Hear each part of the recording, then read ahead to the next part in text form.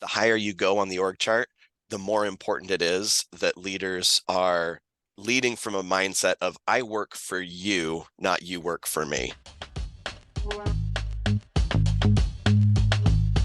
This sounds like a stupid question. Probably is, because, yeah, go ahead. Skilled managers equals high morale, which equals all that cool stuff that you cannot pay for and you can't punish for. When you close off that feedback channel, you are not going to be able to hear the truth.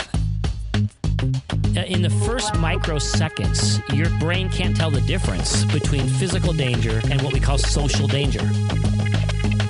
I'm pissed off at you. Me, specifically? Well, just because you're my boss and all. Employees tend to get promoted until they reach their level of incompetence. Go forward and don't suck. Hey, everybody. Welcome to the Managing with Mind and Heart podcast. I am your solo host today, Michael Nash, and I am in the middle of this little mini series where I'm hanging out with each of our team members, our consultants, our awesome folks who spread across the country and help bring health to organizations and help leaders lead well and all that good stuff. And so today I'm hanging out with Andy Thompson. Andy, how are you today? I'm doing well. How are you doing, Mike? I'm good. Thanks for joining us. Sorry, I'm used to us. Thanks for joining me. I've been asking my guests what they're drinking. It seems like we always, for the first several, we ended up with something in our hands, and I definitely do. Are you drinking anything this morning?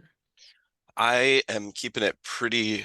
It's freezing cold outside, In fact, and how I cold is it decided, there? Let's compare temperatures for a second because it's crazy. oh, it's not bad. It's embarrassing to What- compare. Don't ask me to do Oh, that. It's like 20. My laptop is telling me that it's 27 degrees here. Okay. All right. Well, So I feel like if I complain, I'm pretty whiny because you're gonna say something ridiculous. I set you up for a comparison, didn't I? Yeah, and we're at -5 here today. I had a painful dog walk this morning, so it feels really good to be inside. I'm drinking my coffee, so that's what I'm doing. What are you drinking there? I just saw you take a sip. Oh, yeah, it's like a San Pellegrino um sparkling mineral water. Oh wow, The flavor, I don't even like the flavor. It's dark Morello cherry, with cherry is not my thing, and pomegranate. Can't taste the pomegranate. It's just the cherry. But nobody else is drinking them. And so this is the last one. And so congratulate me on freeing up all this space on the shelf. wow. That is the most practical thing I've heard, but that makes sense knowing you, Andy. So you are literally drinking something you don't enjoy for the purpose of getting rid of it. Oh, I mean, I like the sparkling water. It's just the flavor is, Okay. All right. like there's better flavors. That's all I'm saying. But it's frigid because it's on a shelf in my garage. Yeah. So, Okay. All right. so there's that. Good. I've got my salted caramel latte. And I got to tell you, this is almost embarrassing and hoity-toity. I got to tell you, I got this as a gift. I didn't buy it for myself, but I have this mug I got for Christmas that has a heater in it. It keeps my coffee warm all morning. It actually has changed my life. It is just, it's amazing. I pour my I get my latte, I sit here and I take 3 hours to drink it, and it's always at temperature. Okay, hold on. Before we do anything else, whenever I've been with you, when you've ordered coffee, you ask for it extra hot. Mhm. And I feel like anytime I order coffee, it's way too hot for like 10 minutes before I can even sip it. What's the, I understand keeping the coffee warm, but that triggered this memory of being in coffee shops with you and you asking for extra hot. What's the deal with that? Well, because it takes me 3 hours to drink a latte, and it just drives me crazy to get a latte, and within 30 minutes it's at room temperature and I can't even enjoy it. So I just ask for it super, super, super hot, and my mouth has gotten used to it. I think I killed all the taste buds. So yeah, but I don't have to worry about that anymore. I'm pretty happy. So you can order regular temperature coffee, I think is what I'm getting at. Yes, it's made me a normal person in a sense. So well, dude, we're not here to talk about drinks, but we are actually you and I have been chatting about executive teams. I know from talking to you that you actually really enjoy working with executive teams. In fact, I think you've told me at one point that's kind of one of your favorite consulting gigs. Am I remembering that correctly? Yeah, yeah, for sure. I just think it's the best place to start. Um, I think that even the cool thing about working with executive teams is even great teams that are leading pretty well, um, there's always going to be problems that can be solved. And at that executive level, you actually don't have to be part of the problem necessarily to be part of the solution. There's so many things you can do to help other things get better without saying, you know, hey, it's that somebody's screwing up here, or somebody's not doing something right. It's more just the scope of your responsibility as an executive is such that you can take responsibility for making a lot of things better, even if you're generally doing things pretty well, either individually as an executive or collectively as a team. And so I think that's where the real magic is with that executive team when it comes to doing, leadership and organizational development work. Let's stay on that because I think that's profound. And I know that certainly that's one of our kind of key pillars or philosophies at Nash Consulting is that's where the real impetus for change happens is at the executive team level. Your background is in family therapy before you became an organizational development consultant. And I'm assuming there's some parallels here. Talk a little bit more about why is it that we want to start and center our work, at least at first, on the executive team level? Yeah, well, the first thing that comes to mind with that is in any human system, there are going to be people who have more responsibility to um, make decisions. They'll have more responsibility to kind of have a vision of what are we trying to do, who are we trying to be here. And it's not that anyone's more important than anyone else. It's just that some people have more responsibility. And when you start with the people in the system that have the most responsibility. So in a family, you would start with the adults, right? And say, you have more responsibility in terms of influencing how this system operates together than, say, the 8-year-old that's in that system. And so, parents and families, that's a little bit different than, in the workplace, because in the workplace, most of the time your boss is not your parent, although that does happen. I grew up on a family farm. And so, your dad was my boss, and then somehow I ended up being somebody's boss. Like I was like supervising my friends and my siblings, and they didn't like that. I didn't like that. So that's a whole other layer of complicated. But the idea is whoever has the most responsibility is the one that needs to go first. Um, and so you see that on a social level and even a political level. Whoever has the responsibility has to take that responsibility and run with it.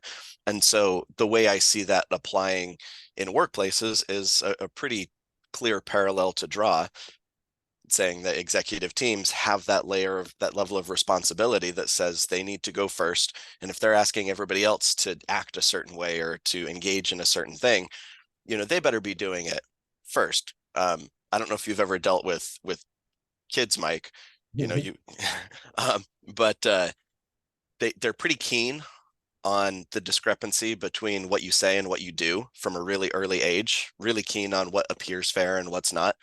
And it's the easiest thing for us, even as adults, to bring that with us and to look up in an organization and say, well, if you're not doing it, why should I? Or if you're not doing it, why should I engage in anything you tell me?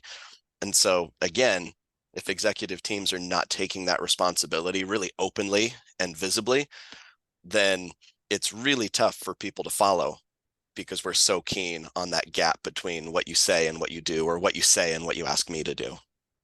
Yeah, I mean that's great, Andy. That's well put. We see this all the time, and of course, we've talked here in this podcast about sort of the trickle down effect of working on structure or the things that the executive team has control of that the rest of the organization does not, making sure those things are healthy first, like policies and training and vision and values and all these things that kind of are in the hands of the executive team, right? Making sure that's healthy first, not necessarily before, but if you're going to see the system become healthier, you have to start there, right?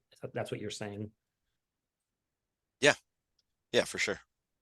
The parallel with families, I know that I was a social worker I'm not a therapist, but I worked with families a lot, and I can't tell you how many times people called me to say, please come in and make the kids behave better, right? Or please come in and help us make the family healthy. And what we mean by that is we want the kids to be doing X and Y instead of what they're doing now. And will you help us make that happen? And they always usually wanted me to come in and intervene directly with the kids, right? And do whatever needed to be done there. And of course, that's not what I usually ended up doing. Is that a familiar story to you as a therapist in your background with folks coming to you and asking for help? Yeah, and frankly, it's not just, parents saying, "Hey, fix this problem with my kid, work with my kid, leave me out of it." Um, if Most of my clinical work was with couples, and it turns out that you see the same dynamic there as one person shows up hoping that you'll fix the other person that they brought with them, so that works. Even adults do this to each other, where it's, we're going to show up here and I'm so confident that I'm not the problem that if we go to therapy together, the therapist is going to agree with me that you need to, that you need to be solved in some way, or you need to change in some way, and that it's not me. And so I really do think that it's second nature for us to kind of look around at other people and think, how could they change to make things better? And again, to look at yourself and to take responsibility first for what you can do. It takes a lot of ego strength Mhm. to be able to do that. Wow, that's a good point. It really does. It takes some courage, right? It takes some self-awareness. It takes some humility to be able to do that kind of work and be open to that kind of work. That's a good point. I want to throw a hypothetical at you. We haven't talked about this ahead of time, so this might not be fair, but it's not really hypothetical because this was really a conversation I'd had. But I've told you this before. Years ago, I was with a CEO, and his organization had maybe a few hundred people in it, maybe 300 people.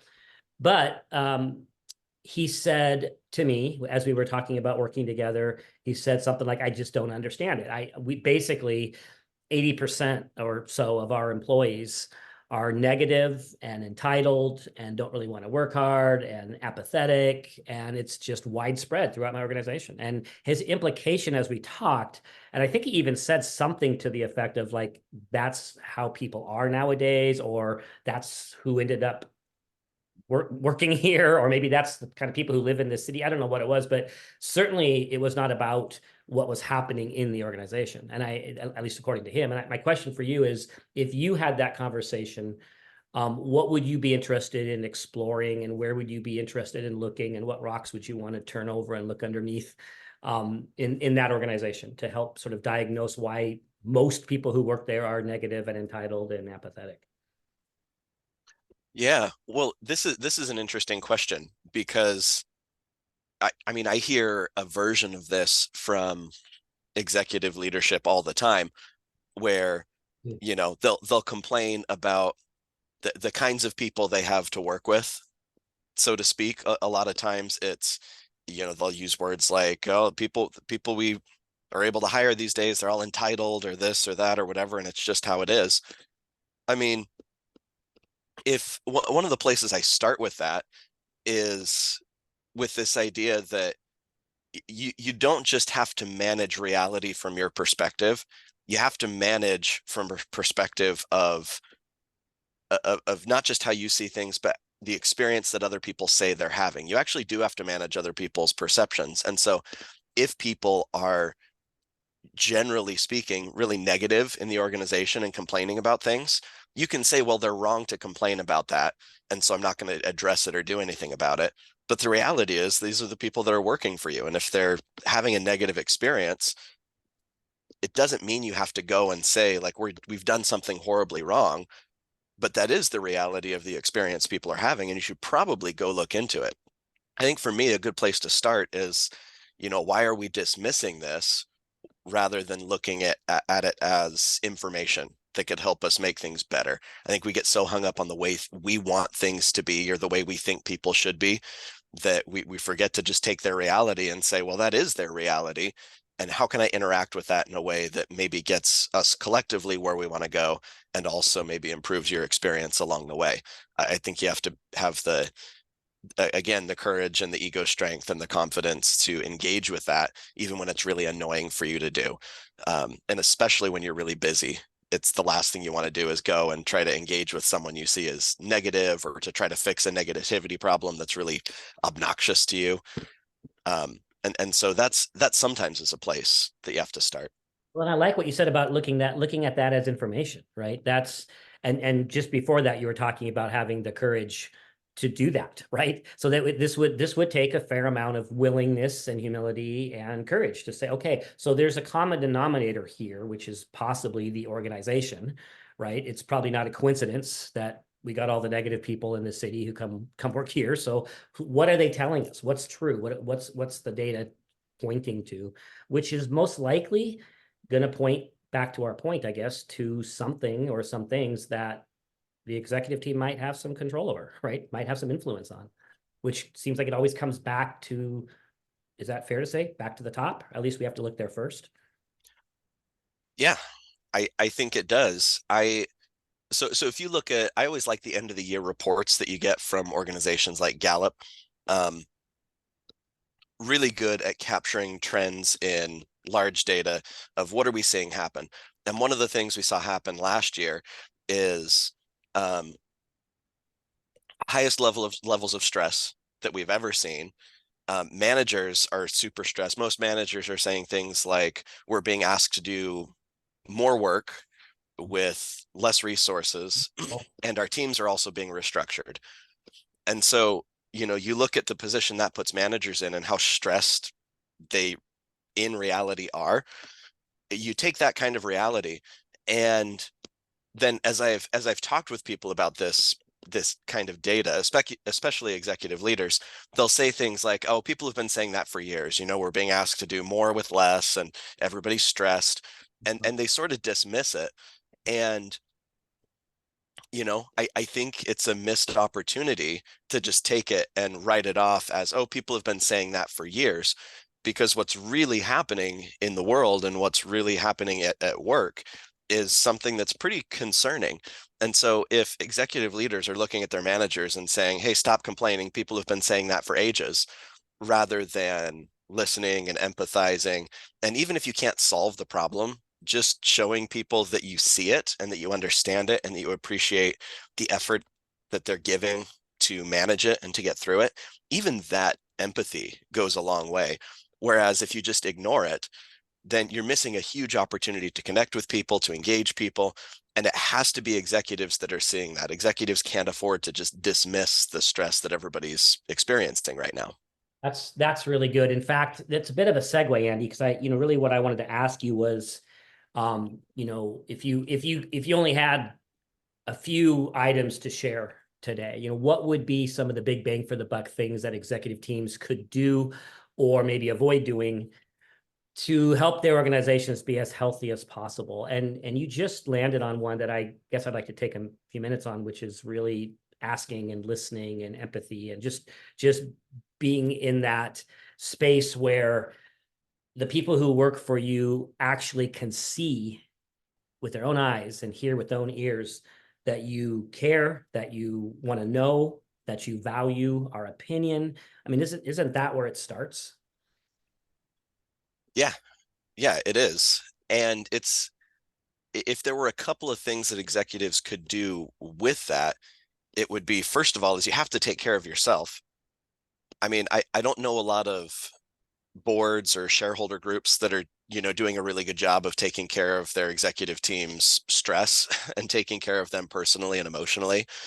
And so I think one of the best things executive teams can do, so they have the emotional energy it takes to give empathy and to spend that energy, it's not just time, but to spend that energy listening, is you have to take care of yourselves and you have to take care of each other. I think that's a great opportunity for coaching, really. I think people think of coaching as, you have to learn things, or that it's to improve your leadership skills. And that can all be true. But coaching can also just be support, where, hey, you've got lots of stressful things going on. You're taking care of a lot of people. who's taking care of you. And so I think executive teams as individuals and as teams need to pay a lot of attention to taking care of themselves so they have the energy to give to that next layer of management that's going to take care of the next layer of management all the way down. Um, so that's a huge piece. Um, Okay, and so then the second one is, oh, go ahead. I'm sorry to interrupt. I just want to reiterate. Number one, then Yeah. really is about self-care for the individual and for that team, whether that's individual coaching or self-care, or whether that's as a group learning how to care for one another and support one another. So the Yeah. health of the executive team first as humans, and then number two. It's you just have to, that one's pretty simple. You just have to find the time. And it's not really finding the time. That's sort of a maybe an unclear or inaccurate way to say it. You have to make the time to give to that next layer of leadership. You can't just delegate and disappear. You have to stay engaged. You have to prioritize that. It's worth it to spend time every week making sure you connect with that next layer of management, um, versus getting 2% further down your endless list of tasks and to-dos. You just have to bring that up to the top and make it a priority. It's worth it. It comes back to you in so many ways. You just have to believe it. And you have to you have to create those opportunities first to connect with that next layer of leadership. Okay, so connect with the next layer of leadership, and that connection can look like, again, circling back to, I mean, some basics, right? Listening, asking the right questions, listening, demonstrating that you're open. That's going to include not showing up with a defensive posture, or feeling personally attacked when somebody that works for you is not happy, right? But being able to have that ego strength to care about that person, to listen, to empathize, et cetera, et cetera. Am I on the on the right track there? Yeah. Yeah. If you don't have the energy to listen to someone complain for a few minutes, then you're probably pretty depleted yourself. Right. Yeah, that's really good. Good point. I just think that people, no matter where they are in the organization, want to be able to look up and see that that person is there for them, right? That person has their back, that person, I mean, we've talked about that a number of times on the show. It's psychologically, it's so important that I know that the person with what we call a power differential cares about me and has my best interest at heart. Otherwise, I'm fearful. I don't feel supported. I can't bring my best self. So I think that's really key. Yeah. I think there's also one of these other things that you just have to do if you want people to respect you enough to give you the time of day as a leader is you can't you can't set everything up to cater to you. One of the things that I've seen too many times is with people trying to sort out their remote and hybrid work policies is magically you'll see the policy reflect the needs of the CEO, Mhm. right? Where this is how much flexibility you have, this is how early you can leave, this is how many days you have to be in the office and what days those are. And, somehow it just magically happens to be what accommodates the chief executive's way of life. And people sniff that out so fast. I mean, they will see the discrepancy of, this person wasn't allowed to work from home on that day, but the CEO is allowed to do this and this and this, or, people that need slightly more flexibility than what members of the executive team need are told, nope, can't do it. Right. There's just, but the people that want more people in the office, more in-office interaction, they also don't get their way either. It somehow settles into whatever the needs of the executive team are. Not always, but I've seen it too many times, and you just have to be careful about things like that. That's one example, but so many other things that could possibly show up. I've got that example right now. I actually have two clients I'm working with, and in what's happening is the higher you are in the organization, the more days you get to be home. That's just how it's worked out. And the lower you are in the organization, the fewer days you get to be home. And you're right, that's a good point. People sniff that out, and it just feels it triggers that fairness domain, and it feels hypocritical, et cetera, et cetera. So yeah, I again talking about what can executive teams do and not do to bring health to the organization. Take care of ourselves. You started with that. taking the time and energy to connect with that next level, and then that connection being about having their back, listening, empathy, et cetera, et cetera. What else, Andy, would you say would be on your kind of top 5 or top 10 list of things that you would be wanting to coach an executive team toward or away from in creating or maintaining a healthy organization? Definitely one of the things that's probably top 3 is being able to get real feedback. If you are a C-level executive or equivalent, however your organization is set up, and if you were to assume that you don't have an accurate read on everything that's happening, that you're probably missing something, that you're showing up differently than you think you are, if you were just to assume that all the time, you would be right way more often than you would be wrong. It's True. just true. It's just the way it is.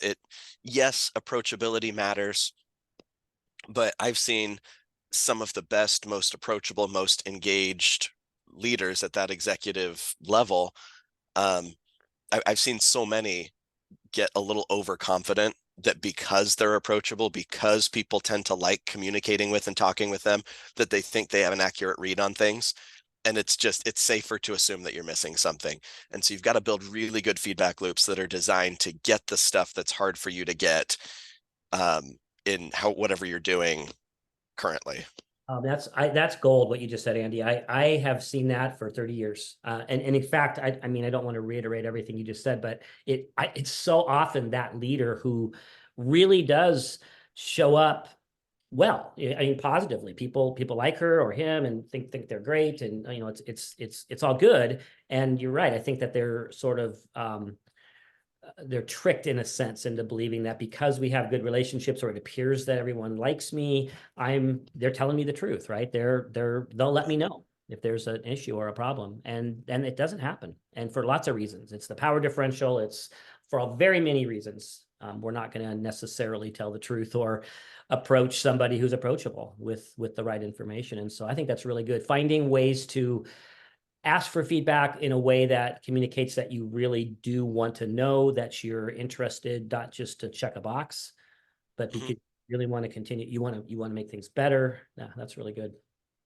And your survey is not doing that. Right. Like, how many times have leaders gotten the annual organizational survey back, and they look at the survey and they see some things that are concerning or that are good feedback, and they have no idea where to point their intervention because it's anonymous.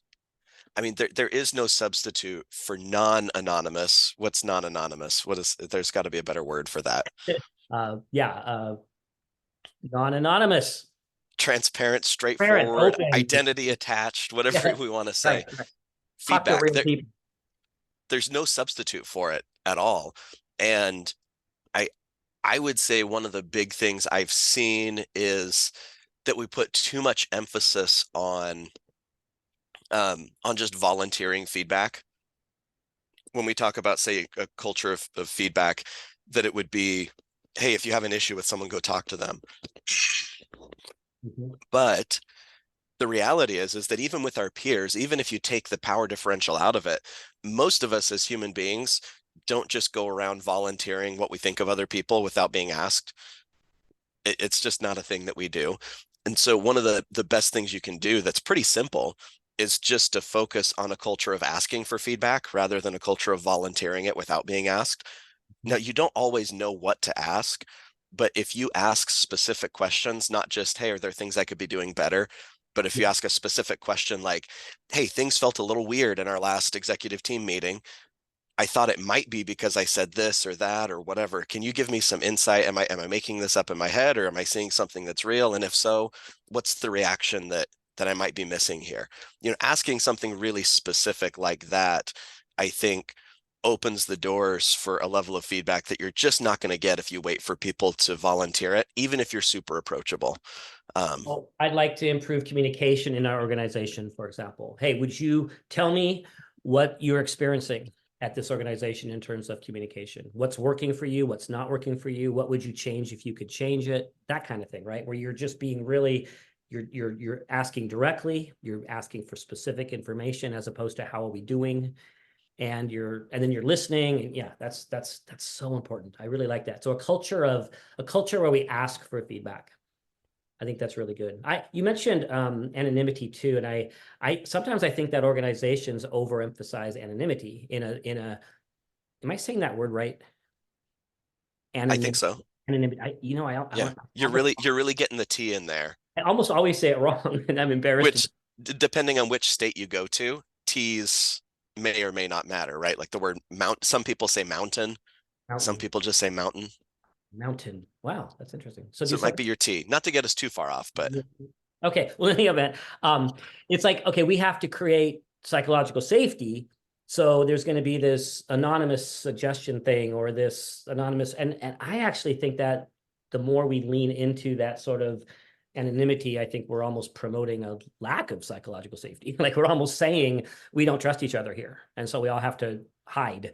And I think that I would rather create an organization or create an environment where it's safe to give feedback. And one of the ways to do that, as you're saying, I think, is to be the kind of organization that is actually hungry for feedback, right? That's asking. right. And I would add two things to that. One is I think anonymity is a great starting point if you're trying to figure out what do we need to do, what do we need to work on. Generally, yeah. So, like for example, in as a consultant, if I go in to a new organization, I do want to see their survey, and I think the anonymity of the survey is useful for what it's useful for. I think when I do interviews, if I interview an executive team, one by one, before I start working with them, the anonymity of those, where I'm not saying who said what, I'm just identifying some themes, or whether it's a CEO review or a kind of a 360 process in general, anonymity can be a great starting point, but you can't stay there forever. You have to take what you learn anonymously, and then the question should be, how do we make it so we don't have to conduct an anonymous process for you to get this kind of information from people on a regular basis? Exactly right. I like that because I'm glad you clarified because I am a huge fan of anonymity in terms of initial data gathering and et cetera, et cetera. And you learn a lot of important things that way, but you're absolutely right. That can't be the culture going forward because that's not how we're going to improve things in the long run is by having everybody kind of stay hidden when they have something to say. And frankly, I mean, executives are just as much they're people too. I think sometimes we look up and we say, well, they make more money and they, call the shots or whatever it is. And, we sort of lose some empathy for the position they're in. But I mean, imagine being in a role where everybody expected you to be responsible and accountable for pretty much everything in terms of results. Mhm. And then, they expect you to be open to feedback, but then they come in and they give you feedback and you have no idea who said it. And therefore you don't really know exactly what to do to fix it. I mean, the number of times a leader has said, like, yeah, I've heard whisperings of people think that I micromanage, but like, what do they mean by micromanage and Right. who feels micromanaged? You really can't do anything with that besides, some shots in the dark just to guess. And so I think that a little bit of empathy for the person in the position of having all that responsibility and getting the anonymous feedback and realizing they can't do anything with it unless they know where it came from. I I found that to be really useful as I've talked with managers and said, hey, can you see how they can't really do anything with this if they don't know that it came from you, because other people might not be having that experience with them. So if they don't know it was you, they can't really do anything to improve it. And They can't dig in. And I think yeah, you're to a really important point. I mean, when I find out in my organization that people don't feel communicated with, or that I'm micromanaging them, or people don't feel supported, or they have low morale, I mean, I can make a list of 100 things. That doesn't really help me because, like you said, I'm gonna shoot in the dark. I'm gonna come up with whatever solution I think is right, and I might be completely off base. So that's good. That's good. So executive teams take care of themselves, connect with the next level, and that connection is a lot about listening and asking and empathy and caring. You just emphasized really getting real feedback and and I love that idea of creating a culture of asking. That's really good. Um, Let me throw one in and have you riff on it a bit. I just think that executive teams, it's so important that they are I'm going to say walking the talk, leading by example, not letting themselves be the exception. You referred to that earlier when you were talking about the work at home thing. Let's talk more about that. I know that's a huge piece. Yeah, I I maybe I don't know. I don't if you polled other people on this question, I don't know if my answer would be pretty standard or if it wouldn't be. But um I think when we think leading by example, sometimes it feels like we're expecting executives to be the best at everything, Mm. right? Like if you're going to tell everybody, hey, in this organization, we care about people. And so if you're in that executive role, you have to be Amazing. the most caring person they've ever met in their entire life. And it's just not realistic. I mean, yeah, executives should have, you Mm. know, pretty good emotional intelligence and people skills and so on, but they're still just people and they can't have it all any more than anybody else can. And so I would I would say that leading by example is not just being the best at all the skills you want other people to be practicing. Leading by example is no it is things like self-awareness. Mhm. You should be very much above average in your self-awareness if you're at that executive level. Um, you should have that above average emotional intelligence. These things that generally anybody can model and learn and work at. You definitely need to be top tier on those things if you want to be as effective as you could be. I think the other things you can model in leading by example are things like, hey, if you don't know, don't pretend that you know. That's not really even a skill. It's just a willingness to admit that you don't know everything. Um, Modeling things like humility, modeling things like asking other people for help, things like recognition, and not just recognition for what people do well and, the pats on the back and the good job, but recognition for other people's talents and where is this person really, really talented and how does that benefit me who may not be as talented in that area as they are. And so modeling practices like, again, collaboration, um, emotional intelligence, self-awareness, asking for feedback. Those are the kinds of things that I think are better to focus on rather than saying you have to be the best at everything. Oh man, you are, as you know, you're talking the Nash Consulting language right here. This is so brilliant. I mean, and I love what you're saying about, you think of modeling, walking the talk, etc. You're right. I hadn't thought about it this way. It is really easy to kind of slip into thinking, therefore, you have to have every single management skill. You have to do it better than everyone else. You have to be better at the actual job itself than all the people who work for you.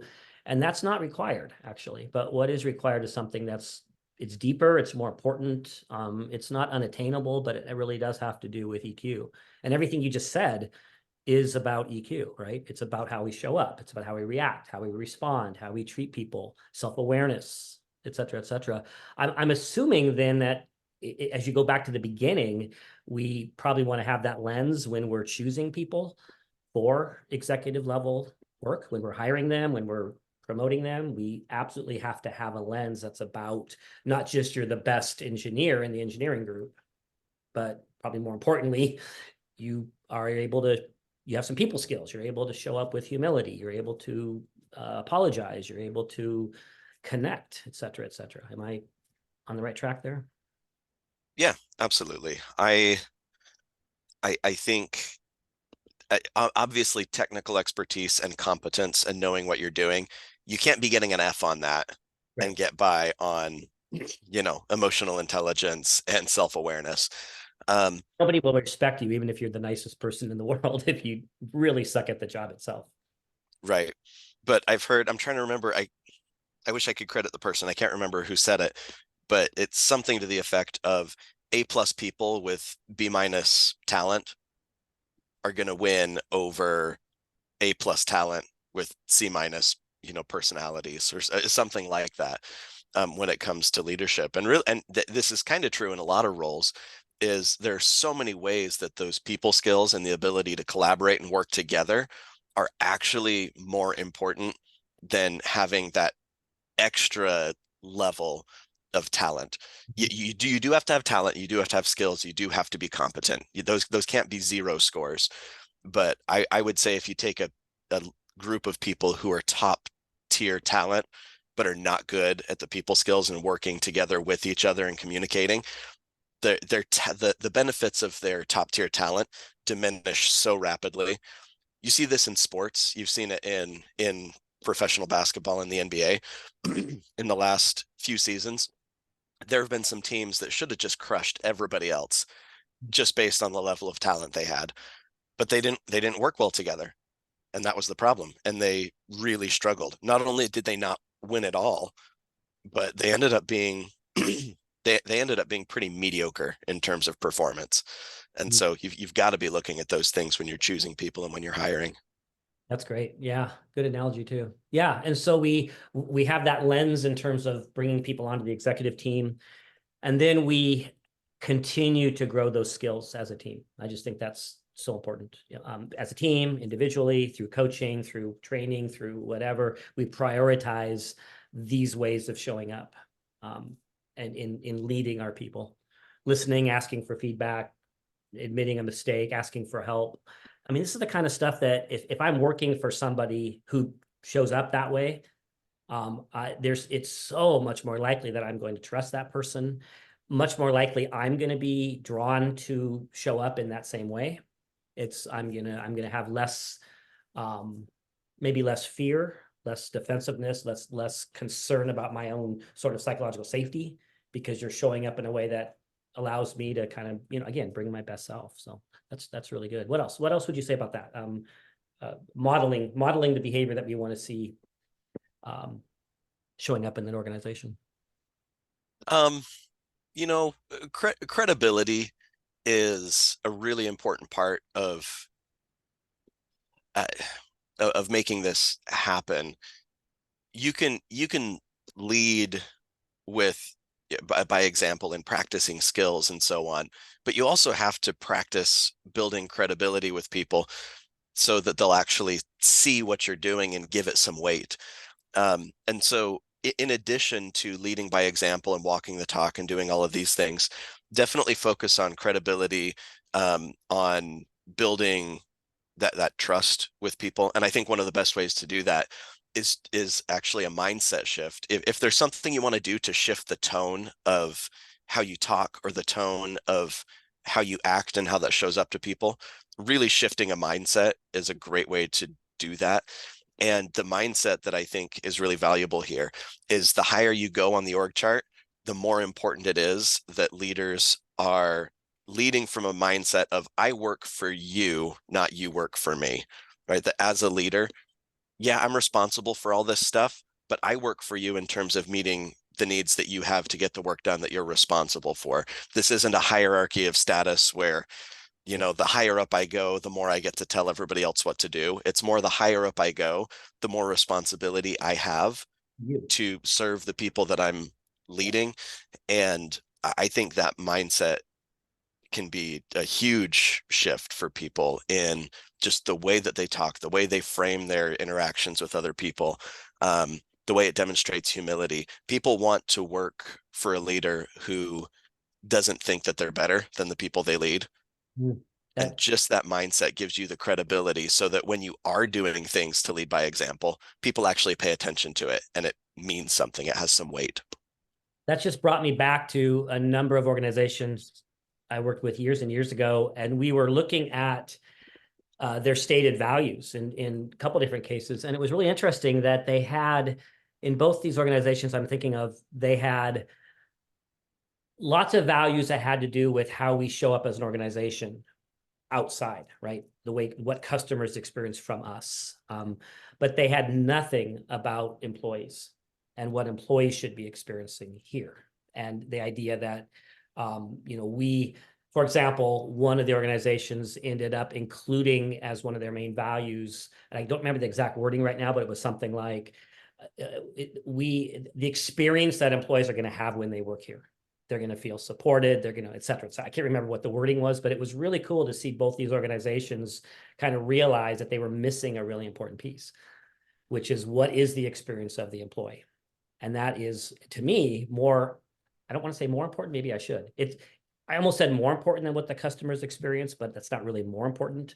I just think it has to be attended to first if you're going to end up providing the customer experience that we want to provide. What do you think about that?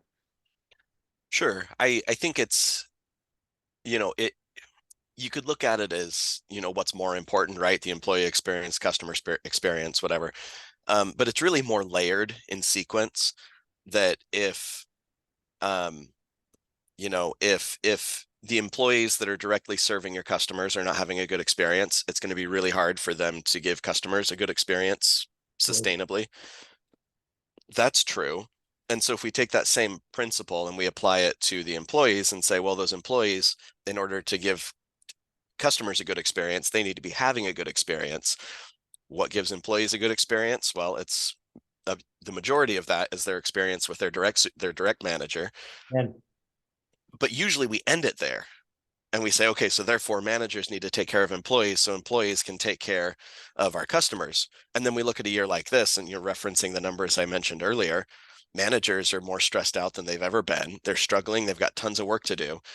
Like, well, if we expect the managers to take care of the people they manage, who's taking care of the managers? And that's where we have to keep going up. yeah, And I don't know why we so often stop that principle when we get to the manager level and say, okay, managers, go take care of everybody. And we train them to do that and we give them skills to do that, but we forget that their experience at work is mostly dependent on the person that they report up to and so on. And I just think we could do a better job of cascading that principle all the way up. And that's why the executive team thing is so important. That's why the health of the executive team and of executive leadership is so important, is because if you're not taking care of the people who are taking care of the people, you're not getting that end result that you really want, that comes when you have engaged people that are being paid attention to, that are having their needs met, that are getting what they need out of their job. wow, Andy, that was really, really well said. In fact, that is a beautiful place to end. I kind of wish our listeners would go back and rewind and listen to the last couple minutes there, because that was just a great summary and a really good statement about the importance of what's going on there in the executive team and how they support their people. So really, really good. Andy, thank you very much for being here today. I appreciate it. Yeah, of course. It's been great. Yeah, I love talking to you on this show. Let's do it again another time. Thanks for listening to the Managing with Mind and Heart podcast. Check us out at www. I hate saying that.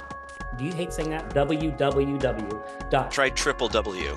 Yeah. See if that works. www.nashconsulting.com. Also, goes without saying, but if you want to spend some time with one of our consultants working with you and your executive team in team building or coaching or strengthening the health of the executive team, look us up, send us a note. Thanks, everybody.